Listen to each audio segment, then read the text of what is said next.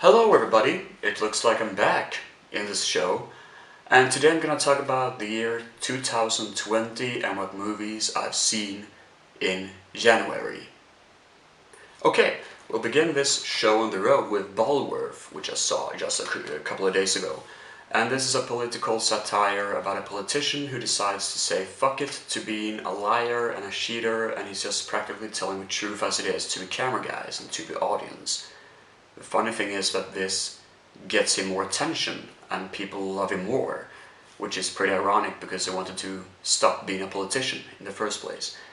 It's a pretty funny movie, but sometimes, more often than it should, the jokes are going way too long. Like he's trying to rap, which is very hard to look at, and some jokes really fall flat for me. I just didn't like it in that aspect. The story is good, as I said, but it feels sometimes like it could have been a short film or a subplot in a bigger movie or something, because watching an entire movie plan out like this was a pain, and I had to skip a few scenes because I just felt that it was going on for way too long and it was way too cringeworthy. I do know that Bulworth has its few fans, however, out there, and it might be that I'm just uninterested in political satire as a whole. But if you're into that kind of thing, you'll enjoy this movie. It was just one of those mediocre films that I was not a big fan of. Then we're gonna head down to What We Become, which is a Danish film from Netflix. And What We Become is about a zombie invasion in a small society and how one family is reacting to this. They see military on the streets, putting sheets over everything, it becomes a quarantine zone, and the realistic things are really interesting. However, the zombie aspect of it is really what drags it down. If it had been some kind of a virus infection or whatever, it would be more interesting, but throwing in zombies in there doesn't feel good, it doesn't feel right, it doesn't feel realistic, or however you put it. In the contrast to the rest of the film, it just feels like a completely different movie. And then we get to see the zombies is kind of like a zero-budget sort of zombie film, and it doesn't work that great. So I was uninterested in this movie because through the entire film I just wanted to see the zombies, and once they pop up, I was very disappointed in it. So I couldn't really enjoy the ride up to that point. And in that aspect, it's actually one of the worst movies I've seen this month. Yeah, it's pretty hard truth, but it's the truth. I just couldn't take this movie. I'm having a hard time, a sour taste in my mouth after watching this film. Then we have an Arnold film called 6th Day, which is like a watered out version of Total Recall. We got clones, we got cool machineries and cool weapons and stuff like that, and some cool action scenes, but nothing that really stands out, apart from one thing that I really enjoyed. Or it terrified me, actually. There is a dummy, or a doll, called Cindy, which looks horrendous. It looks so goddamn ugly and scary that it's haunting my dreams. It comes out of nowhere, this goddamn toy that he's buying for his daughter or whatever, and it has nothing to do with the story of the film. But it's just so scary looking, and the way that it talks, and it looks like a serial killer. So that was a pretty funny thing that they included in this movie. Other than that, it's a decent film, it's nothing that's too out of the ordinary or anything. It's a very early 2000 type of action film. That's trying a little bit too much sometimes, but it's nothing that I remember after watching it. It's entertaining for its time, without a doubt in my mind. And then we got a better horror zombie movie called Return of the Living Dead, which is the first time I watched, and I saw it together with some good friends. And oh man, we laughed. The jokes are great. The zombies looks fantastic. And some of the concepts with this film make it so original. I actually think this might be the best zombie movie I've seen. I honestly think that. Even better than Zombie Flesh Eaters.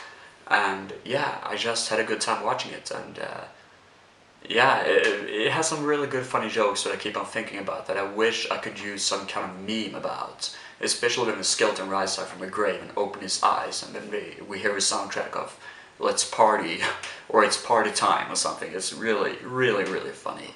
And we got Tarman, of course, who's a great zombie, a very iconic zombie in this film.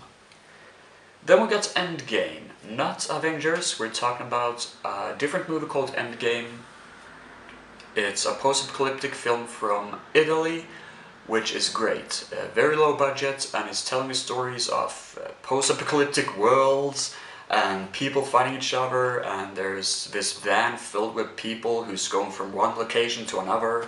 We'll get some Running Man references, we'll get some Mad Max references. It's basically just a mishmash of different things put into one movie. The poster is great, and if you think that this poster is inviting you to what this movie could possibly be, check out the film, because you'll have a time of your life. I saw it on free on YouTube, and I think it may still be out there if you're lucky, so check it out, because this film was, yeah, it's what it's supposed to be, entertaining. Let's keep going down this ladder with Dolomite Is My Name, and this is a movie on Netflix that got a lot of praise and attention. There's a lot of famous actors here from the Afro-American community. Eddie Murphy plays the main character, and he's the kind of guy who has invented this comedic role known as Dolomite, and he becomes pretty big in some small communities, and he starts to believe that he can make a full motion picture about this character.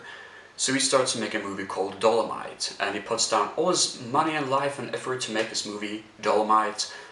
And the funny thing is that I've never seen the real movie Dolomite, but I've seen this film, and I really want to see Dolomite as a film, because this movie was great. It really gets me captured into how it is to be a zero-budget guy who make things just because it's fun, and it just happens. It's a feel-good movie about doing what you want to do, opposing other people who's going against you, and just having a good time. And as a short movie director myself, I mean, I was loving this movie, and I really want to make a new film just watching this film, you know. So, movies about movie making always goes home to the heart for me, and this was definitely one of the best movies I've seen this month, without a doubt in my mind. Great movie. Under the Silver Lake is a waste of good main title of a film, Under the Silver Lake. Love that title of a film, and a waste of a good cover, because this movie makes no sense. It's supposed to be kind of like a parody of conspiracy theorists and stuff like that. The theory in this movie makes absolutely zero sense, and if it had been more comedy in it, like actual humor in the movie, it would be more like, oh, it's supposed to be a comedy, you know, it's supposed to be ridiculous. But we're taking it so serious because the main characters are so serious in this film, and the theme of the movie is so serious, and like, I had a hard time following the movie because I was thinking of the whole time, what is this movie really about? Is it supposed to be about this guy chasing a conspiracy theory that makes no sense? What is really going on? And not in the way that I really want to find out stuff, it more feels like I'm throwing stuff towards the wall and see what sticks, you know? And I just didn't like that whatsoever. And Andrew Garfield, who plays the main character, that character is so boring. Like, he's this guy who's unemployed, who smokes pots, who doesn't really hang out with any friends or anything, and it's like, he's such a boring character. Why would I care about this guy?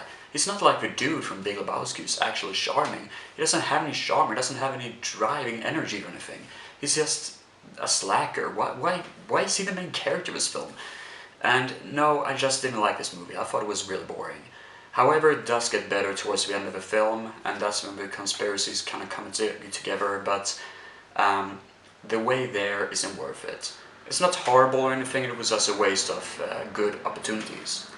And the last movie I want to talk about is Return to Nukem High 2, or the real title is Return to Nukem High, aka Volume 2.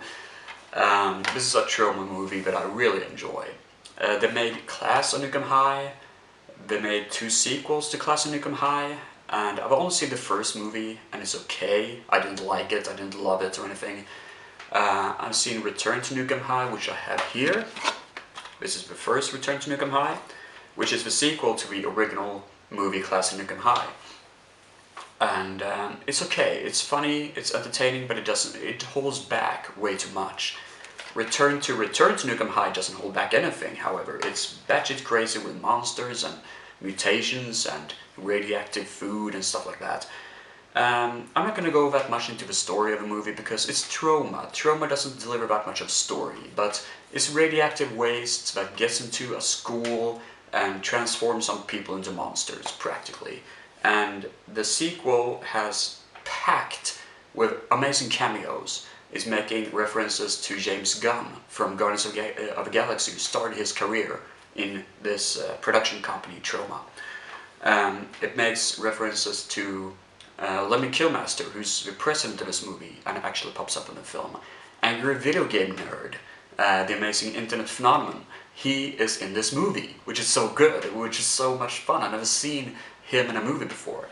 And there's also another guy. Yeah, Stan Lee. Stan Lee is making the introduction video or introduction dialogue for both Return to Nukem High movies, and if I'm not mistaken, some other Troma movies, because he was a very good friend with the Troma production office guy, like the guy who made up Troma, Lord Kaufman. And Troma in itself is sexistic, it's violent, it's nudity, it's a parody on its own, and it's definitely not for everyone to enjoy, but when you're in a special mood in the day, like having a lot of beers or having a lot of friends over, definitely check out Troma, because you'll have a time of your life. They're awesome. And that's it with January. It's pretty packed with some interesting titles, I gotta say. And yeah, it's been a good month. I hope that February will stay the same. Take care, everybody. Bye.